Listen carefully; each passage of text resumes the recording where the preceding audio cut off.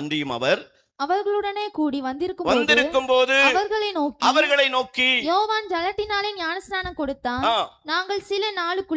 நீங்கள் சில நாளைக்குள்ளே பரிசுத்த ஆவியினாலே ஞானஸ்நானம் பெறுவீர்கள். போதும். முதல்ல ஆவியானவர் நமக்கு அவசியம் என்று உங்களுக்கு நான் சொன்னேன்.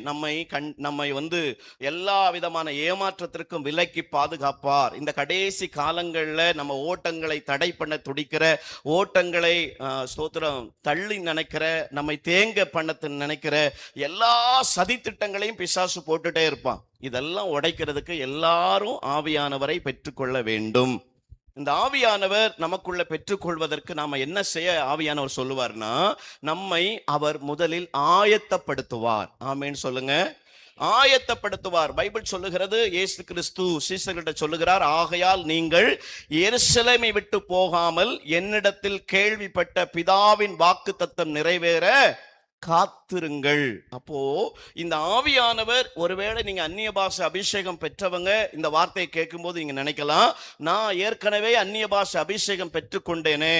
அப்படின்னா நீங்க இன்னும் அதிகமா அந்த ஆவியானவருக்குள் வளருவதற்கு இன்னைக்கு ஆண்டவர் உங்களுக்கு உதவி செய்வார். இன்னும் பற்பல பாஷைகளை பேசுவதற்கு உங்களுக்கு உதவி செய்வார். இன்னும் தரிசனங்களை பார்ப்பதற்கு உங்களுக்கு உதவி செய்வார்.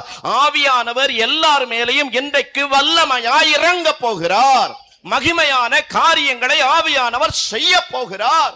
இந்த ஆவியானவரை பெற்றுக்கொள்வதற்கு, ஆவியானவரை பெற்றுக்கொண்டவர்கள் இன்னும் வளர்ந்து பெருகுவதற்கு நம்மை ஆவியானவர் ஆயத்தப்படுத்துவார். நம்மை தேவ சமூகத்தில் காத்திருக்கும்படிக்கு அவர் முற்படுத்துவார். நம்மள சில நேரங்கள்ல சீசர்களை பார்த்து சொல்றார், எருசலேமை விட்டு நீங்கள் விலகி போகாமல் மேல் வீட்டறையிலே வாக்குத்தத்தம் நிறைவேறும்படி காத்திருங்கள். காத்திருக்கும்படிக்கு நம்மை ஆவியானவர் ஆயத்தப்படுத்துவார். ஆமென் சொல்லுங்களேன். உங்களை சில நேரங்கள்ல ஜெபிக்கணும் போல ஒரு எண்ணம் உங்களுக்குள்ள தோணும். தோணாத இருதயத்துக்குள்ள தோண பண்ணுவார் பாருங்க. அதான் ஆச்சரியம். ஆமென். நல்லா சாப்பிட்டுட்டு தூங்கிடலாம்னு நினைப்பீங்க, படுத்தவும் செஞ்சிருவீங்க. ஆனா மனசுக்குள்ள ஜெபம் பண்ணணும் அப்படின்னு ஒரு எண்ணம் வரும். அந்த எண்ணத்தை நீங்க அசட்டை பண்ணிட்டீங்கன்னா, ஆவியானவர் உங்க கூட பேச விரும்புகிறத, ஆவியானவர் உங்களை ஆயத்தப்படுத்த விரும்புறத நீங்க அசட்டை பண்றீங்க. நமக்கு நிறைய நேரங்கள்ல, அதிகாலை நேரங்கள்ல நம்மளை பெயர் சொல்லி கூட கூட்டிருப்பார். அதிகாலை நேரங்கள்ல நம்மளை தட்டி கூட எழுப்பியிருப்பார். அதிகாலை நேரங்கள்ல ரொம்ப பலவீனத்தோடு படுத்திருக்கும் போது கூட, இன்னைக்கு காலை ஜெபத்தை நம்ம பண்ண முடியாதுன்னு நீங்க நினைச்சிருக்கிற நேரத்துல கூட ஆவியானவர் வாக்கு கடங்கா பெருமூச்சுகளோடு உங்களுக்காய் ஜெபம் பண்ணி உங்களை எத்தனை முறை ஆயத்தப்படுத்தி இருக்கிறார். உங்களுக்கு விரோதமாய் பிசாசு கொண்டு வருகிற சதி திட்டங்கள், பாவ சோதனைகள், அருவருப்புகள், வீழ்ச்சிகள் வருவதற்கு முன்பதாகவே உங்களை சொப்பனத்தில் எச்சரித்து, உங்களுக்கு தீர்க்கதரிசிகள் மூலமாய் எச்சரித்து, ஆவியானவர் முன்கூட்டியே சொல்லி அந்த பிசாசை ஜெயிப்பதற்கு உங்களை ஆயத்தப்படுத்துவார். அப்போ ஆவியானவர் எத்தனை முறை நம்முடைய சபையை ஆயத்தப்படுத்தி இருக்கிறார், உங்களை ஆயத்தப்படுத்தி இருக்கிறார். நீங்க நினைக்கலாம், இந்த வீழ்ச்சி வருவதற்கு முன்பதாகவே எனக்கு தெரியவே தெரியாது, நான் எப்படி விழுந்தேனே தெரியல, நான் எப்படி இந்த காரியத்தை செஞ்சேனே தெரியல. இல்ல, உங்களுக்கு தெரியாம எதுவும் நடக்கல. உங்களை பல முறை அவர் ஜெபத்தில் ஆயத்தப்படுத்தினார். நாம் அசட்டை பண்ணினபடியினால் அந்த ஆயத்தம் என்கிற கிருபையை நாம் இழந்து போனோம். ஆவியானவர் நமக்குள் வருவதற்கு, நாம் பெற்றுக்கொண்ட ஆவியானவரை நமக்குள் தக்க வைத்துக் கொள்வதற்கு நம்மை ஆவியானவர் ஆயத்தப்படுத்துவார். வேத தியானத்தில் ஆயத்தப்படுத்துவார், ஜபங்களிலே ஆயத்தப்படுத்துவார், இரவு ஜபங்களிலே ஆயத்தப்படுத்துவார், அதிகாலை ஜபத்திலே ஆயத்தப்படுத்துவார், உபவாசத்திலே நம்மை ஆயத்தப்படுத்துவார். உங்களுக்குள்ளே ஆவியானவர் அப்படிப்பட்ட ஒரு ஆயத்த வாஞ்சையை கொடுப்பாரானால் நீங்கள் அதை அசட்ட பண்ண வேண்டாம். தேவ சமூகத்தில் நீங்கள் போய் அமர்ந்திருக்கும் போது உங்களை தனக்கு ஏற்ற விதமாய் அவர் வணைந்து கொண்டு உங்களை ஆயத்தப்படுத்துவார். எஜமானின் கையில் உங்களை விட்டுக் கொடுங்கள், குயவனின் கையில் உங்களை விட்டுக் கொடுங்கள். யார் மூலமாக தேசத்தில் பெரிய மாற்றம் வரப்போகும் தெரியுமா? எவர்கள் ஆவியானவருக்குள் இருக்கிறார்களோ, எவர்கள் ஆவியானவருக்குள் வளர்ந்து பெருகிருக்கிறார்களோ அவர்கள் மூலமாய் தேசம் சீக்கிரமாய் கிறிஸ்துவை சந்திக்க போகிறது. இந்த ஆவியானவர் நம்மை ஆயத்தப்படுத்திக் கொண்டே இருக்கிறார், உங்களை பேசிக்கொண்டே இருக்கிறார். இந்த காரியத்தை நீ ஜெபிக்க வேண்டும், இந்த காரியத்தில் நீ காத்திருக்க வேண்டும். ஆண்டவர் வந்து பரலோகத்துக்கு போகிறதுக்கு முன்னாடி ஏன் 40 நாட்கள் பேச வேண்டும், ஏன் 10 நாட்கள் மேல் வீட்டறையில் காத்திருக்க சொல்ல வேண்டும்? ஆண்டவர் சொல்லி இருந்தால், ஆண்டவர் இயேசு கிறிஸ்து இந்த பூமியில் அவன் ஊழியம் செய்து கொண்டிருக்கும் போது சிலர் மீது அவர் ஊதுகிறார். ஊதின உடனே அநேகர் அபிஷேகம் பெற்றுக் கொண்டார்கள். ஏன் இந்த 120 பேரை லைன்ல நிக்க விட்டுட்டு ஆண்டவர் ஒரு ஊதி அபிஷேகம் பெற வச்சிருக்கலாமே? இல்ல ஆண்டவருடைய கையை நீட்டி அபிஷேகம் பெற வச்சிருக்கலாமே? ஏன்னா இவங்க ஆயத்தப்பட வேண்டியது அவசியமாயிருக்கிறது. ஒரு சொதரம், ஒரு விளைச்சல் வருவதற்கு முன்பதாக ஒரு இடத்தில் அதை பண்படுத்தி அது விதைகளை ஊன்வதற்கு முன்பதாக அந்த இடத்தை சும்மா ஒரு தரிசு நிலத்துல யாருமே போய் விதைகளை என்ன செய்யறது இல்ல, விதைக்கிறது இல்ல. அது நெல்லா இருக்கலாம், எதுவா இருக்கலாம். அதை நல்ல டிராக்டர் வச்சு நல்லா உழுது, ஸ்தோத்திரம், ஒரு மழை பெஞ்சிட்டா போதும். இந்த விவசாயம் செய்யறவங்களை பார்த்தா அவ்வளவு சுறுசுறுப்பா அந்த வேலைகளை செய்வாங்க. அதை சரிப்படுத்துகிறார்கள், அந்த நிலத்தை ஆயத்தப்படுத்துகிறார்கள். அந்த நிலத்தில் இருக்கிற முள்ளு, அந்த நிலத்தில் இருக்கிற கல்லு, அந்த நிலத்தில் இருக்கிற அழுக்கு, அந்த நிலத்தில் இருக்கிற அசுத்தம் எல்லாம் இந்த டிராக்டர் போய் உழுது உழுது உழுது உழுது சரியில்லாத நிலத்தை சரிப்படுத்துகிறது. அதற்கு பிறகுதான் விவசாயி அந்த நிலத்தை நம்பி அதை விதைக்க ஆரம்பிக்கிறார். ஆவியானவர் நம்மை சில விஷயத்தில் ஆயத்தப்படுத்திக் கொண்டிருக்கிறார். ஆவியானவர் சிலரை அடுத்த கட்ட லெவலுக்கு நேராய் கொண்டு போகும்படிக்கு சிலரை ஜெபத்திலே ஆயத்தப்படுத்திக் கொண்டிருக்கிறார். நீங்கள் நினைத்துக் கொண்டிருக்கலாம், ஏன் என்னை இவ்வளவு ஆண்டவர் ஜெபத்தில் என்னை அதிகப்படுத்துகிறார், இன்னும் நீ ஜெபத்திலே உறுதிப்பட வேண்டும், இன்னும் உன் ஜெபத்தை அதிகப்படுத்த வேண்டும் என்று ஏன் என்னோடு மட்டும் பேசிக் கொண்டிருக்கிறார்? அவர்கள் சும்மா தானே இருக்கிறாங்க, இவங்க ஜெபம் பண்ணாம தானே இருக்கிறாங்க. அவங்கள போல நான் இருக்க முடியாதா? நான் ஏன் காலையில எந்திக்கணும்? நான் ஏன் பைபிள் படிக்கணும்? நான் ஏன் பரிசுத்தமா வாழணும்? அவங்க எல்லாம் உலக பிரகாரமான வாழ்ந்துட்டு இருக்கிறாங்க. நீங்க புரிந்து கொள்ளணும், அவர்களை தெரிந்து கொண்டது போலல்ல, உங்களை தெரிந்து கொண்டது. நீங்கள் விசேஷமானவர்கள். உங்களை ஆண்டவர் சில விஷயத்தை ஆயத்தப்படுத்திக் கொண்டிருக்கிறார், ஆயத்தப்படுத்திக் கொண்டிருக்கிறார். தேவ பிரசன்னத்தை என்னால் உணர முடிகிறது. கரங்களை தட்டி ஆவியானவரை மகிமைப்படுத்தி ஆயத்தப்படுத்திக் கொண்டிருக்கிறார். சபையை ஆயத்தப்படுத்திக் கொண்டிருக்கிறார். ஆவியானவருடைய மகிமை இறங்குகிறது. ஆவியானுடைய அக்கிரியா, அக்கினி, வல்லமை ரிஷி ஆயத்தப்படுத்திக் கொண்டிருக்கிறார், ஆயத்தப்படுத்திக் கொண்டிருக்கிறார். உதாசீனப்படுத்தாமல் என்னை ஆயத்தப்படுத்துகிற கர்த்தருக்கு ஸ்தோத்திரம். பண்படாத நிலங்களை பயன்படுத்தும்படிக்கு அவர் அதை ஆயத்தப்படுத்துவது போல சிலரை ஆயத்தப்படுத்துகிறார், சிலரை ஊழியத்துக்கு ஆயத்தப்படுத்துகிறார், சிலரை தேவனுடைய மகிமை விளங்கும்படிக்கு ஆயத்தப்படுத்திக் கொண்டிருக்கிறார். கொர்நேலியுவின் வீட்டுக்கு போவதற்கு இந்த பேதுருவால் போக சொன்னால் போக முடியாது. ஏனென்றால் ஏற்றத்தாழ்வு பார்க்கிறவன், ஜாதி பார்க்கிறவன். இந்த பேதுரு விருத்த சேதனம் இல்லாதவர்களுக்கு வீட்டில் போவதில்லை. ஆனால் இந்த பேதுருவை ஆண்டவர் ஆயத்தப்படுத்தும்படிக்கு அதிகமான பசி உண்டானாலும் அவனுக்குள் ஒரு எண்ணம் வருகிறது. கொஞ்ச நேரம் ஜெபம் பண்ணுவோம் என்கிற எண்ணம் வந்தபோது வேதம் சொல்லுகிறது, அந்த பேதுரு ஜெபம் பண்ணி கொண்டிருக்கும் போது ஒரு துப்பட்டி இறங்கி வருகிற ஒரு தரிசனத்தை பார்க்கிறார். அங்கு ஊர்வன பரப்பன போன்ற பறவைகள் இருக்கிறது. ஆண்டவர் சொல்லுகிறார், இதை அடித்து புசி, தேவன் சுத்தமாக்கினதை நீ அசுத்தம் என்று எண்ணாதே. பிரதர் சிஸ்டர், இயேசுவின் நாமத்தில் உங்களுக்கு சொல்லுகிறேன், ஆவியானவரை பெற்றுக் கொண்டவர்களே, ஆவியானவருக்குள் வளருகிறவர்களே, இதுவரைக்கும் ஆவியானவரை பெற்றுக் கொள்ளாதவர்களே, உங்களுக்கு ஆவியானவர் சொல்லுகிற வார்த்தை, ஆவியானவர் உங்களை கொண்டு போகிற தூரம் வெகு தூரமாய் இருக்கிறபடியினால் உங்களுக்கு சில ஆயத்த வேலைகளை செய்யும்படிக்கு, சில காரியங்களை கற்றுக் கொடுக்கும்படிக்கு, யாரையும் அற்பமாய் நினைக்க கூடாது, ஜாதி பார்க்க கூடாது, மத வேற்றுமை பார்க்க கூடாது. இயேசு குறிப்பிட்ட கிறிஸ்தவர்களுக்கு மாத்திரம் கடவுள் அல்ல, அவர் எல்லா மதத்திற்கும் அவர்தான் தெய்வம், எல்லா ஜாதிக்கும் அவர்தான் தெய்வம். கிறிஸ்தவத்தில் ஜாதி இல்லை, கிறிஸ்தவத்தில் ஏற்று பணக்காரன் ஏழை என்பது இல்லை. அதை உடைப்பதற்காக இயேசு இறங்கி வந்தார். ஏற்ற தாழ்வுகளை உடைக்கும்படிக்கு ஆவியானவர் நமக்குள் ஆயத்த வேலைகளை செய்து கொண்டிருக்கிறார். Praise the Lord. வேதம் சொல்லுகிறது, நோவா மூலமாய் செய்யப்பட்ட பேழை அது வரைக்கும் மண்ணை ஒட்டி கொண்டிருந்தது. ஆனால் இயேசு கிறிஸ்துவின் நாமத்தினாலே அந்த மழை இயேசுவின் நாமத்தில் பிதாவாகிய தேவன் சொன்னது போல மழை பெய்ய ஆரம்பித்தது. அந்த பேழை மண்ணை விட்டு கொஞ்சம் கொஞ்சம் பிரிய ஆரம்பித்தது. அந்த மண்ணை விட்டு தண்ணியை தொட்டுக்கொண்டது. அது தண்ணீரில் மிதக்க ஆரம்பித்தது. ஹல்லேலூயா.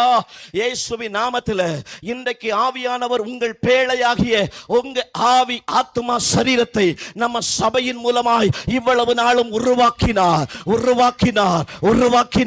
மண்ணோடு ஒட்டி கொண்டிருக்கிற நம்மை, பாவத்தோடு ஒட்டி கொண்டிருக்கிற நம்மை, உலகத்தோடு ஒட்டி கொண்டிருக்கிற நம்மை வேதம் சொல்லுகிறது அந்த பேழை தண்ணீரில் மிதக்க ஆரம்பித்தது. அல்லேலூயா. இதுவரைக்கும் பார்த்து கொண்டிருந்த பேழை மண்ணை ஒட்டி கொண்டிருந்தது. இனி மண்ணை ஒட்டி கொள்ளாது. இனி அது தண்ணீரில் மிதக்கும். தண்ணீரில் மட்டும் மிதக்காது, அது மலையிலே போய் அரராத் என்னும் மலையிலே போய் தங்கிற்று. கானான் என்கிற பரலோகத்திலே நீங்களும் நானும் போய் தங்கும்படிக்கு, அந்த பரலோகத்தில் வாசம் பண்ணும்படிக்கு, அந்த நித்திய ஜீவனை சுதந்தரித்துக் கொள்ளும்படிக்கு ஆவியானவர் நம்மை ஆயத்தப்படுத்துகிறார். நம்மை ஆயத்தப்படுத்தி கொண்டிருக்கிறார். சிலருடைய ஊழியங்கள், பிரைஸ் தி லார்ட், இதுவரைக்கும் ஊழியத்திற்காக அர்ப்பணிக்காதவர்கள், ஆண்டவருடைய பரிசுத்த நாமம் மகிமைப்படுவதாக, சிலருடைய ஊழியங்கள், பிரைஸ் தி லார்ட், இன்றிலிருந்து கிளம்ப ஆரம்பிக்கிறது. ஸ்டார்ட் பண்ணுகிறார், ஆரம்பிக்கிறார். இதுவரைக்கும் உங்களை உருவாக்கி கொண்டிருந்த என் ஆண்டவர், பிரைஸ் தி லார்ட், பைபிள் சொல்லுகிறது, பேழை கிளம்பிற்று. நோவா பேழை கிளம்பிற்று. இனி அவர் ஆயத்தப்படுத்தி கொண்டே இருக்கிறார். Praise the Lord. சில குடும்பங்களுக்குள்ள இருக்கிற சாபங்கள், சில குடும்பங்களுக்குள்ள இருக்கிற அசுத்த வல்லமைகள், சில குடும்பங்களுக்குள்ள இருக்கிற இருள்கள், இனிமேல அந்த வீட்டுக்குள்ள அனுமதி கிடையாது. நாள்பட்ட வியாதிக்கு தேவன் முடிவை உண்டு பண்ணுகிறார். ஆயத்தப்படுத்துகிறார். சில குடும்பங்களை ஆயத்தப்படுத்துகிறார். உங்க வாலிப பிள்ளைகளை கர்த்தருடைய கிருபைக்கு நேராக ஆயத்தப்படுத்துகிறார். ஒரு ஆயத்த வேலை. ஆவியானவர் நமக்குள்ள வர விரும்புறாருனா, ஆவியானவர் நமக்குள்ள வர ஏங்குறாருனா, அதோடைய அறிகுறி என்ன தெரியுமா? உங்களை அதிகமா ஜெபம் பண்றதுக்கு அவர் தூண்டுவா, ஜெபம் பண்ணுவதற்கு உங்களை ஆர்வப்படுத்துவா. நீங்க சும்மா இருந்தாலும் ஒரு எண்ணம் வந்துட்டே இருக்கும். ஏன் வீணா பேசுற, ஏன் தேவையில்லாம பேசுற, ஏன் இப்படிப்பட்ட குறை பேச்சு இருக்குது, கொஞ்ச நேரம் ஜெபம் பண்ணலாம்ல, கொஞ்ச நேரம் ஆண்டவருடைய சமூகத்துல காத்திருக்கலாம். அப்படிப்பட்ட எண்ணம் இயேசுவின் நாமத்தில் உங்களுக்கு சொல்லுகிறேன். அநேக பேருக்குள்ள ஆவியானவர் எனக்கு ஒரு காரியத்தை ஞாபகப்படுத்துகிறார். இங்கு வந்திருக்கிற நிறைய பேருக்குள்ள நான் இப்படிப்பட்ட ஜெபத்தை தூண்டி எழுப்பிக் கொண்டே தான் இருக்கிறேன். ஆனா இவர்களுக்குள்ள அப்படிப்பட்ட ஒரு ஜெபத்தை, ஏக்கத்தை நான் தூண்டி கொண்டிருக்கிறேன். இயேசுவின் நாமத்தில் உங்களுக்கு சொல்லுகிறோம், ஒருவேளை இந்த ஜெபம் எதற்கு, எனக்காக ஏன் ஜெபம் பண்ணு சொல்லிட்டு இருக்கிறாருன்னு நீங்க ஒரு விசனத்தோடு நினைத்துக் கொண்டிருக்கலாம். உங்களுக்கு ஒரு பதில் வருகிறது. உன்னை ஆயத்தப்படுத்துகிற வேலை இது, உன்னை ரெடி பண்ணுகிற வேலை இது. நீ ஒரே இடத்தில் இருப்பவள் அல்ல. உன் பிரயாணங்கள், உன் பிரச்சனைக்கு ஒரு முடிவு வருகிறது, உன் போராட்டத்துக்கு ஒரு முடிவு வருகிறது. எல்லா ஏளனமாய் பார்க்கிற ஜனங்களுக்குள்ளே அது கிளம்ப பண்ணுகிறார். ஆயத்த வேலைகளை ஆவியானவர் ஸ்டார்ட் பண்றார். ஆயத்த வேலைகளை சில குடும்பங்களுக்குள்ள, ஆமென், ஒருவேளை திருமண தடையோடு இருக்கீங்களா, இப்ப ஸ்டார்ட் பண்றா. ஹல்லேலூயா. ஆமா, என்னென்ன வேலைகள் முடங்கி இருக்குதோ அதை திரும்பவும் ஸ்டார்ட் பண்றா. ஆபிரகாம் காலத்தில் தூர்த்துப்பட்ட துறவுகளை ஈசாக்கின் காலத்தில் திரும்ப தோன்றினது போல சிலருடைய வாழ்க்கை திரும்பவும் தோண்டி எடுக்கப்படுகிறது. சில விஷயத்துல ஐயோ நிறைய காரியங்களை நான் இழந்துட்டேன், நிறைய காரியங்களை நான் விட்டுட்டேன், நிறைய காரியங்களை நான் சிதைச்சிட்டேன். அப்படி நீங்க தனிமையில உட்கார்ந்து அழுதுட்டு இருக்கிறீங்களா? திரும்பவும் உங்கள் துறவுகள் தோண்டப்படுகிறது. ஆவியானவருடைய வார்த்தையை நீங்க ஏற்றுக்கொள்வீர்களானால் உங்க குடும்பத்துக்குள்ள சில அற்புதங்கள் ஸ்டார்ட் ஆகுது, சில அதிசயங்கள் ஸ்டார்ட் ஆகுது, மகிமை ஸ்டார்ட் ஆகுது. இயேசுவின் நாமத்தினாலே ஆவியானுடைய ஆரம்பம் உண்டாகிறது, ஆரம்பம் உண்டாகிறது. ரிகாபாடா துடாபாலா காடா ரதுடாமானா ஷிபாடா துடாபாலா காடாபாலா தாடா ரிபாடா கபாடா துடாமானா ஷிபாடா தாடாபா. தடைப்பட்ட காரியங்களுக்குள்ள ஆவியானவர் ஒரு ஜெயத்தை கொடுக்கிறார், ஜெயத்தை கொடுக்கிறார், ஜெயத்தை கொடுக்கிறார். கட்டுகளை எல்லாம் உடைப்பார், நம்மை ஆயத்தப்படுத்துகிறார், நம்மை ஆயத்தப்படுத்துகிறார். பண்படாத நிலத்துல அந்த டிராக்டரை வச்சு உழும்போது அந்த கொஞ்சம் வலிக்கும், கொஞ்சம் அப்படியே ஆழமா தோண்டி எடுக்கும். உள்ள இருக்கிற கல் வரும், உள்ள இருக்கிற முள்ளு வரும், உள்ள இருக்கிற எல்லா விறகு கட்டையெல்லாம் தோண்டி வெளியே எடுத்து கொண்டு வரும். ஆமா, நீங்க சொல்லணும், எனக்குள்ள தேவையில்லாதவைகள் எல்லாம் வெளியே கொண்டு வரப்படுவதாக. எனக்குள் தேவையில்லாத துர்க்குணங்கள், பெருமைகள், மனமேட்டுமைகள், மேட்டுமையான கண்கள், பொய் நாவு, ரத்தம் சிந்துமடி விரைந்தோடுகிற கால்கள், இது எல்லாம் எனக்குள்ளே வெளியே விடுங்கப்படுவதாக. நீ ஆயத்தப்படணும், நீ ஆயத்தப்படணும். சும்மா எல்லாம் ஆண்டவர் பயன்படுத்திட மாட்டார், நம்ம ஆயத்தப்படுத்துவார், நம்மளை ரெடி பண்றார், நம்மளை பண்படுத்துகிறார். இயேசுவி நாமத்துல ரொம்ப நாளா சோதனைகள் மத்தியில நீங்க போயிட்டு இருக்கலாம். ஐயோ, இந்த சோதனையை என்னால தாங்கவே முடியலையே அப்படி நீங்க நினைச்சிட்டு இருக்கலாம். இந்த சோதனை உங்களை துவண்டு போவதற்காக அல்ல, உங்களை பண்படுத்துவதற்கு, உங்களை ரெடி பண்ணுவதற்கு, உங்களை ஆயத்தப்படுத்துவதற்கு. எல்லா போராட்டம் வேதம் சொல்லுகிறது, ஐயோ இளம் பிராயத்தில் நுகத்தை சுமப்பது நல்லது. இப்ப எங்க அப்பா கஷ்டப்படுறாரு, எங்க அம்மா கஷ்டப்படுறாங்க, ஆனா நான் வாலிப பையனா இருக்கிறேன், வாலிப பிள்ளையா இருக்கிறேன், எனக்கு ஏன் இவ்வளவு கஷ்டம், ஏன் எனக்கு இவ்வளவு பாடு? நீங்க புரிந்து கொள்ளணும், இளம் பிராயத்தில் நுகத்தை சுமப்பது நல்லது. ஏன் தெரியுமா? இந்த இளம் பிராயத்தில் இவ்வளவு பிரச்சனை, இவ்வளவு சோதனை, உங்க நிழல் பட்டுதான் கோடான கோடி சுகமாக போகிறது. ஆயத்தப்படுத்தி கொண்டிருக்கிறார். ஹல்லேலூயா, ஆமென் சொல்லுங்களே. ஆண்டவர் சில காரியங்களை நமக்கு வெளிப்படுத்திட்டே இருப்பார். தரிசனங்கள் மூலமா, சொப்பனங்கள் மூலமா. உங்க செருப்பு காணாம போன மாதிரி சொப்பனம் பார்ப்பீங்க. உங்க மேல் சட்டை, ஆண்கள் மேல் சட்டை காணாம போன மாதிரி நீங்க சொப்பனம் பார்ப்பீங்க. இல்ல சிலருடைய பிளவுஸ் பக்கம், இல்ல சேரி பக்கம் கிழிஞ்சது மாதிரி சொப்பனம் பார்ப்பீங்க. இல்ல ஏதோ ஒரு பாம்பு உங்களை கடிக்கிற மாதிரி சொப்பனம் பார்ப்பீங்க. இல்ல யானைகள் உங்களை துரத்துற மாதிரி சொப்பனம் பார்ப்பீங்க. குறிப்பிட்ட ஒரு நாய்கள் உங்க 2 கால்களை கடிக்கிற மாதிரி, பலவீனப்படுத்துற மாதிரி, உங்க ஒரு பாம்பு உங்க கழுத்துல இருந்து உடம்பெல்லாம் சுத்தி இருக்கிற மாதிரி திரும்ப திரும்ப திரும்ப திரும்ப ஒரு சொப்பனம் வந்துட்டே இருக்குதுன்னா நீங்க புரிந்து கொள்ளணும், கர்த்தர் உங்களை தேவையில்லாத காரியங்களை விட்டு வெளியே கொண்டு வர்றதுக்கு அவர் பிளான் போடுறாரு. அல்லேலூயா, ஆமென் சொல்லுங்க. உங்க மொபைல் சாக்கடையில விழுந்து கிடக்கிற மாதிரி பாக்குறீங்கன்னா அந்த மொபைல் சாக்கடைன்னு அவர் காட்டுறார். ஹல்லேலூயா சொல்லுங்க. உங்க கண்கள்ல மீன் செதில்கள் போல அப்படியே இருக்குதுன்னா கண்ணு சரியில்லைன்னு காட்டுறாரு. ஆமா, வாய் ஆமா பூட்டு போட்டிருக்க மாதிரி காட்டுறாருன்னா வாய் சரியில்லைன்னு காட்டுறாரு. ஓவருன்னு காட்டுறாரு, பேச்சு ஓவருன்னு காட்டுறாரு, இல்ல நாக்க பிடிங்கிருவேன்னு காட்டுறாரு. அல்லேலூயா சொல்லுங்க. சொல்லி சொல்லி சொல்லி பாப்பாரு, ஆயத்தப்படுத்துவார் பிரதர், ஆயத்தப்படுத்துவார். இன்னைக்கு கூட சில குடும்பங்களை ஆயத்தப்படுத்தி கொண்டே இருக்கிறார். இயேசுவின் நாமத்தில் உங்களுக்கு சொல்லுகிறேன், இந்த மே மாதம் இந்த 10ஆம் தேதி ஆவியானவர் உங்களுக்கு பேசுகிறத டைரியில குறிப்பா எழுதி ஆண்டு போட்டு எழுதி வைங்க. இயேசுவின் நாமத்தில் சொல்றேன், சில குடும்பங்கள் பிரச்சனையை விட்டு, போராட்டத்தை விட்டு, நிந்தையை விட்டு கிளம்ப ஆரம்பிக்கிறது. ஆயத்தப்படுத்துகிறார். பாடு நன்மைக்கு, பிரச்சனை நன்மைக்கு, நிந்தை நன்மைக்கு, ஆமா எல்லா அவமானம் நன்மைக்கு. எனக்கு மட்டும் இவ்வளவு அவமானமா, எனக்கு மட்டும் இவ்வளவு பாடா, எனக்கு மட்டும் இவ்வளவு கண்ணீரா? ஏன் தெரியுமா? நம்ம மேல ஸ்பெஷல் அனாயிட்டிங் இருக்கிறதுனால, நம்ம மேல ஸ்பெஷல் அபிஷேகம் இருக்கிறதுனால அவன் போராடி பார்ப்பான், அவன் நம்மளை மூழ்கடிக்கலான்னு பார்ப்பான். ஆனா எந்த பேர் நம்மளை விட்டு போனாலும் ஒரே ஒருத்தர் நம்மளை விடவே மாட்டாரு. நம்ம மேல அவ்வளவு ஸ்பெஷல், உங்க மேல அவ்வளவு கிருபை இருக்கு.